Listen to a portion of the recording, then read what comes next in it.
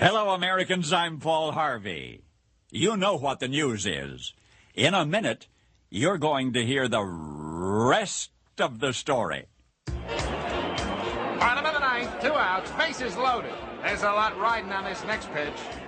From the earliest days of baseball, smokeless has been the most popular form of tobacco among players. Some chewed, others dipped snuff. Why? Because they thought it made them more alert, gave them energy, and improved their performance. This guy's got to get a hit. He's chewing hard. They were wrong. The truth is, smokeless tobacco can hurt your performance. The rush it gives you that feels like more energy is misleading. What's really happening is that nicotine makes your heart beat faster, which lowers your stamina. That pitcher's winded up. In a poll of major and minor league players who still use smokeless tobacco, none of them believed that chewing or dipping improved their game. Whether in sports or on the job, the only thing snuff or chewing tobacco will improve are your chances of getting cancer. And it's strike 3. He's out of there. Now, the rest of the story. Jimmy Robinson looked forward to Christmas time each year for 1,000 reasons, but for one in particular, the lighting of the old Christmas tree bulb. For all of his parents' holiday decorations, the most special was a strand of Christmas lights with a score of replacement bulbs in it and one original one. One clear, white Christmas light that had come with the set and which had continued to burn brightly season after season. Oh, there was no mistaking that one bulb. It was the very last one on the string, and it was slightly different from the newer ones, not only in outward appearance, but in a magical, indefinable something in its glow.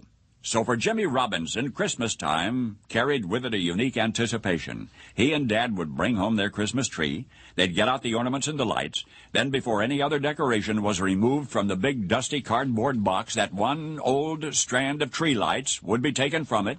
And as Jimmy held his breath, wishing hard, Dad would ceremoniously plug it in, and each and every season, that last light on the string, the only original bulb left, would light up and shine as brightly as ever before. All of the other bulbs in the set had been replaced. Many of the replacements had been replaced. But that very last light continued to glow for the Robinson family each Christmas, like a dear and ageless relative dropping in for the holidays. And Christmases passed, and over the seasons subsequent, Jimmy grew up, left hometown Baldwin, Missouri, to see what lay beyond.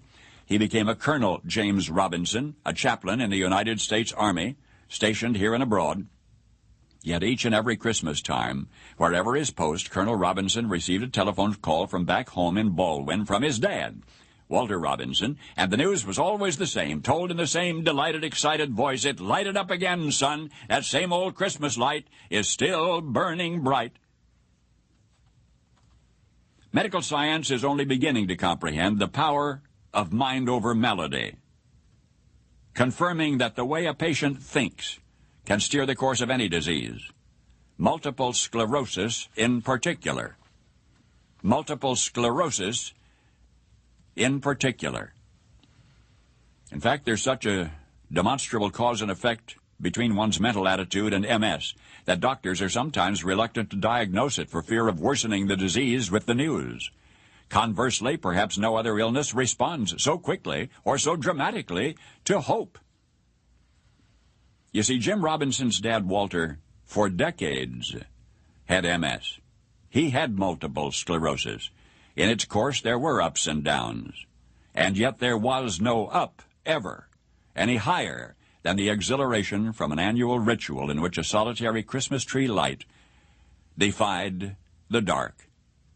One brave little light ablaze each Christmas. Ever since the strand was first purchased by Jim Robinson's grandfather in 1918. By this holiday season, both of Jim's parents are gone. But the Christmas light,